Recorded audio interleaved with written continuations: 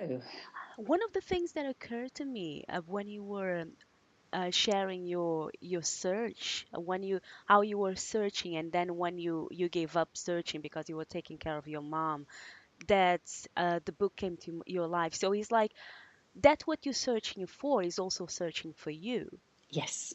And sometimes you are so busy in your mind because you think you have to do, but whatever is searching for you is asking you to be more Yeah. in order to become to open up to receive that. That reminds me of a story. Can I share? Sure. Of Okay. course. Basically that has to do with one of how I met my first long-term partner.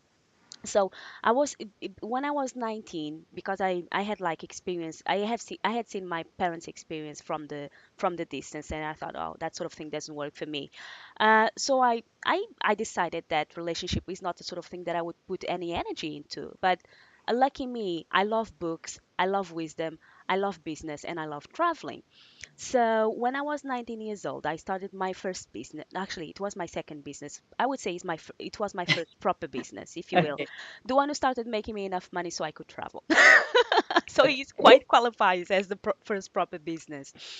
And and I remember when I wasn't dating anyone. My life was pretty much studying, taking care of business and family life because I still live with my parents.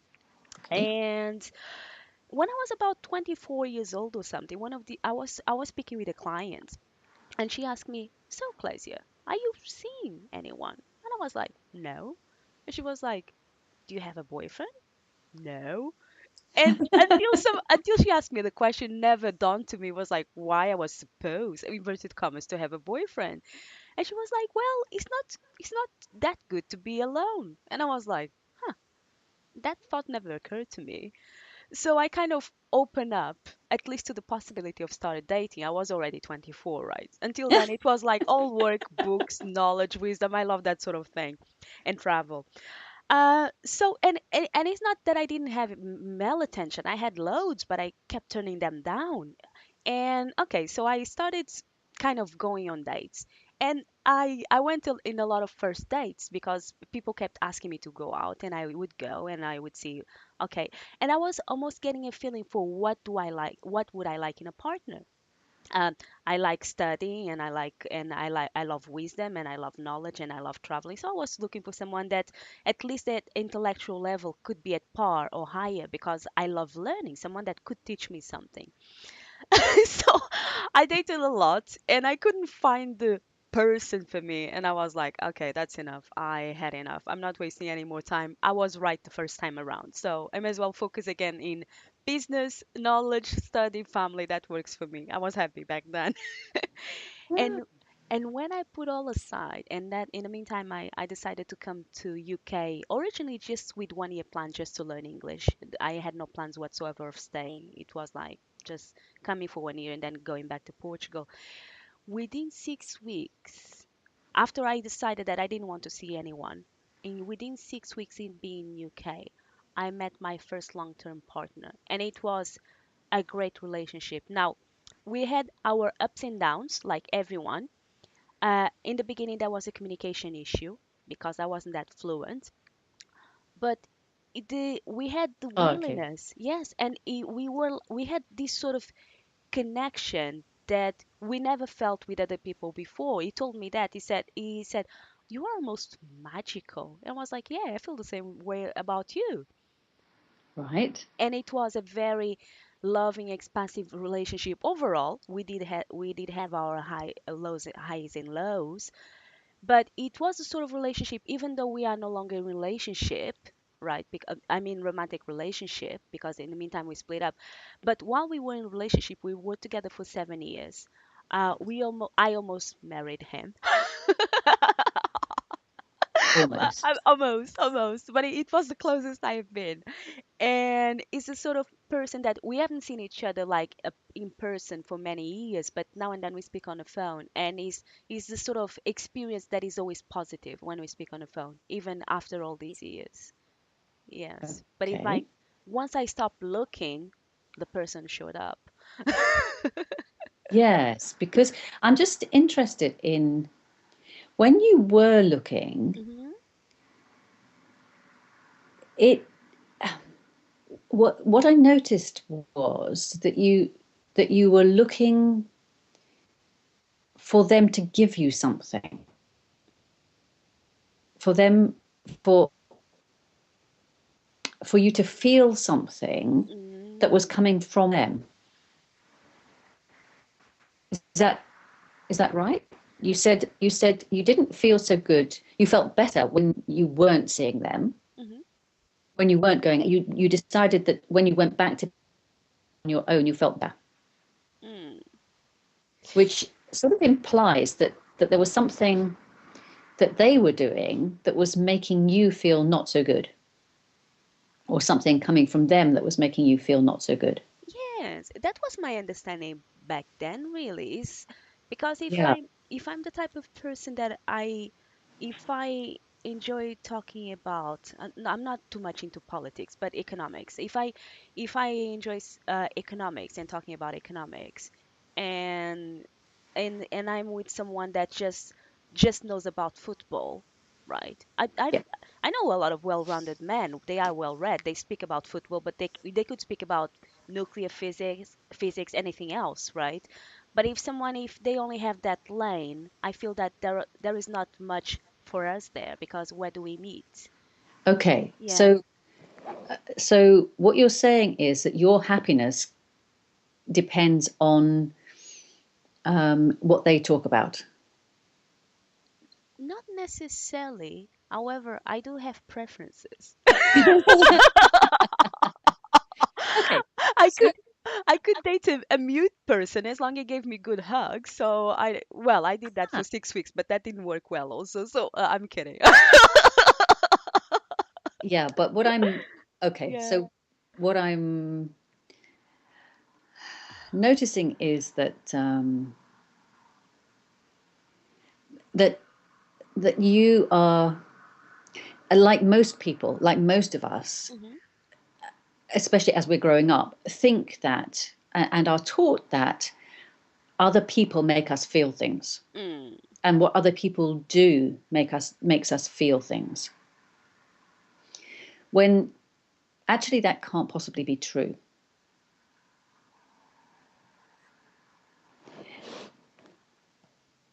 Okay, tell me more about that. Well, okay. If right now, let's have a think. Okay, so if right now you think about a time, okay, just think about a time in your life when you felt really, really good. Maybe when you were with that first partner, when you were having a really great time doing something. Just imagine that you're there now and that you're doing those things. Okay, so I can something really fresh. So this morning I went to the gym before we got into our phone call. Okay. I was listening to Jamie Smart on my headphones, and I was feeling really great because I was like working out and getting all sweaty. Yes, Okay, I was that's how feeling you were fabulous. feeling then. But if Hmm. you think about it now, Hmm. if you think about being there now, how do you feel when you think about there you are at the gym, you're imagining that you're there and you're doing those things. How do you feel when you think about that? Oh, I feel good. I feel the same, but I recognize Okay, that. okay, before you Oh, recognize anything, hang on one second. Hang on you're one like you're second. moving too fast. Okay. Okay, I know you know the answer. Oh, got you, got you. But just for before we do that, Uh-huh. just for a minute now, think about some other time when you got really angry with someone or really upset with someone or Oh. something. What, has anything upset you recently that's made you really irritated or angry or sad or anything that's made you Okay. feel uncomfortable? Oh, hang on. I can remember something of 2 months ago. Yes. Okay, so if you imagine that you're there now in that situation Hmm. as much as you can, just imagine that you're there and those things are going on and notice how you feel when you put yourself in that situation. Hmm. And it, all of us have experienced things in relationships where we get really irritated or really upset with a person, so it's not difficult to imagine. Okay. Yeah. Okay, so So when you imagine that situation, how do you feel? Well, it's nowadays is okay. Yeah, because Yeah, you know. it's one of those once you know you know. Yeah, like, it's hard to Okay. pretend. It's So really hard to let's pretend. explain to Yeah, people what we're talking about. But it's if better. if you if other people who are listening have Mhm. it's really good idea to do those things, because if you remember, I mean, most of us, if we remember if there's something that's really got us angry or Mhm. upset with a partner particularly, or in any relationship with a Mhm. parent or with a child or whatever, when we think about it again, we tend Mhm. to get upset again, but Yeah, we're not actually in that situation when we're getting upset. that's correct. So Yes. it's not the situation that's making us upset. It's not the child or the person or the partner, because they're not there anymore Mhm. when we're thinking about it. It's the only thing that's making us upset is our thoughts in that moment. Yes. And the only thing that's making you feel good when you went back to thinking about, although you weren't in the gym, you were able to feel good about it. Yes. What was making you feel good was your thought in the moment. It wasn't the situation, because you weren't in the gym anymore. Yeah. I'm still feeling good though. Yes, because you're having good thoughts. And because we know this now, because you when you had the choice of those situations, you chose to feel, it was like, yeah, okay, I'm going to allow myself to think those good thoughts because I know I'm Mhm. going to get a good feeling. Yeah. Whereas I'm not going to allow myself to go back into that imagination of the bad things, because why would I want to choose to feel those uncomfortable thoughts, Wow, uncomfortable feelings? that is a great point. That is an excellent point actually. Um, in the beginning of the call, I don't know if you remember, we spoke about relationship with myself, being in Yeah. relationship with myself, and nowadays it's like I used to I have a lot of those feeling uh anger, experiencing anger about when I was in relationship or like whatever my partner did. But as time moved on and I started seeing things differently, those things didn't bother me anymore. Even now is hard to remember situations where things did used to bother me. One of my colleagues, one of my associates, she was telling me it's really difficult for anything to happen that really bothers you, and that does not mean that I'm uncaring. I just know that I'm always living the feeling of my thinking in the moment. So it has nothing to do with other people, it has to do with myself and being aware of it. And if I'm having a busy mind because I've got too many projects, too many things going on, I recognize that and I can say, oh, okay, maybe chill out for a bit, dance for 5 minutes so I can put my mind elsewhere, just forget about it and get more settled. Yes, Yeah. yes. Yes. And I, once you do that, once you can understand that what I found is, once I've understood that my feelings are coming from me and not from my thoughts, Mm-hmm. and not from what my partner is doing or saying or being, it makes me much more compassionate about him. I understand.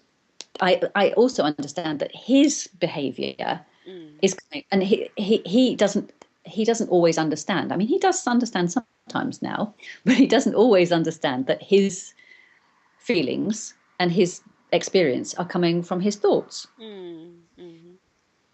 And so when he gets upset about things, it's much easier for me to now realize that it's not me that's doing it. Yes.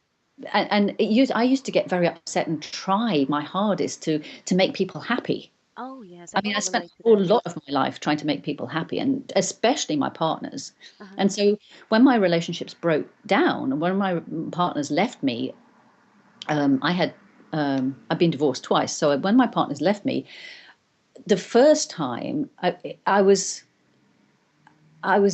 very upset, and I kept trying to make it. I kept trying to make it better, because it must have been me. It must have been something I did, or it must have been something, his feelings. He must have been upset because of something I did or I didn't do or I did wrong. Mm. When in fact it wasn't anything to do with me at all. It was just his thoughts about what I was doing, and he couldn't see that, Mhm. or not necessarily about what I was doing, about what was happening in his life, or thoughts about, I don't know. We don't always know, do we? It's like that's the other interesting thing that I've found by since I've been listening to and getting deeper into the three principles is that Mhm. we can't change all of our thoughts anyway, because the thoughts that we're aware of are only like the tip of the iceberg. Yes. And there are so many more thoughts underneath all of that. I can remember for years I believed that everything that was going wrong in my life was because I had some stuck belief about whatever the issue was, and Mm. I had to change that belief by using one of these techniques, using tapping or using NLP techniques of some sort to change those hidden beliefs. But then I found that I was spending hours and hours and hours finding more and more and more hidden beliefs. And I never got to the bottom of them. I was like, they were never ending. Yeah. And in fact, you don't have to change all those beliefs. What the one of the great things about this is that, yeah, that's something else I sort of didn't understand until I came to this way of looking at things. Is that we are innately okay, that we're born Mm. without problems, without we're all right as it is. We're not we can't have things that are it's like we heal Mm. physically, we also automatically go back to that whole state, Mhm. because we are all part of that energy that is behind all of life. We're not Mm. sometimes I say we come out of it, but we don't come out of it. We're actually part of it. Oh We're yes. part of that, and everybody knows. I mean, scientifically, it's proven that there's a huge energy behind all of life. That's actually what all life comes from, is part of, and is yeah. And that's really where we get all of our ideas from too. The ideas that come out of the blue. That reminds me of another story. Can I share? Yes, please. Okay, so went to one of the first. No, I went to one of the one live event. I think it was back in September. Uh, and I was having a conversation with a guy called Jamie Smart. He's an author, public speaker, coach, and many other things, also consultant. And I was telling him that I was having a challenge with the relationship with my mom, Yeah. right? And I told him it was one of the reasons why I had actually came. I had moved from Portugal to UK and kept staying. Originally, I wanted to learn the language, but one of the reasons why I kept staying because we couldn't see eye to eye, as you will. And I don't remember exactly what Jamie told me, but one of the things that he told me was that sometimes we think that our feelings come from our past, what people told us, what they did to us, how we felt, or sometimes we feel that our feelings are coming from the future, what we imagine that may come up, may happen, what people may do, what people may say. But reality is that is not possible because we are always feeling our thinking in the moment, moment to moment to moment. And we really can't know. We don't know what people think or what people are going to do. No one knows about the future. It's a incomplete equation. Yeah. And he said something on those lines, and when I heard that, I was like, I haven't got a clue what he's on about. That makes no sense whatsoever. Yet, I did call my mom on the following day because something had changed for me. And when I called my mom, I felt that I was totally present. I was not in my head. thinking about the things that my mom had done, said, projected. I wasn't thinking about the things that she would do or say on that call. No, I was totally present with my mom. And we had the best conversation ever. Mm. And it was amazing. And we had like a really connected conversation. We spoke about new things.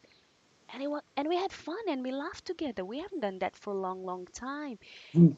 And when I put the phone down after 1 hour or 2 hours, oh, I had forgotten how much I love my mom Mm. because we had so much strife in the past and there was so much thinking linked to the strife that I had forgotten that underneath that was all that love, that when the past thought was no longer that, that love was free to start bubbling up again.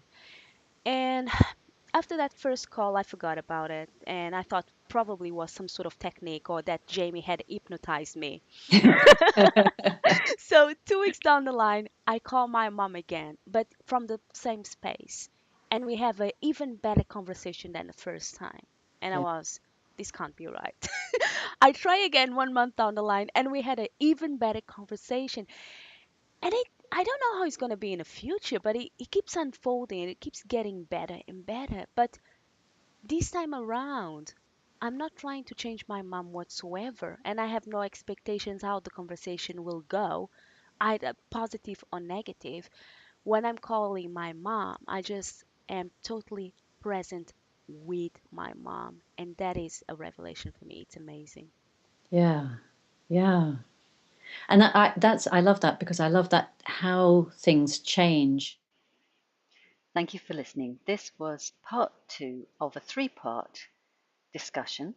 You can listen to part one and part three by following the links or by going to facebook.com/make love for life.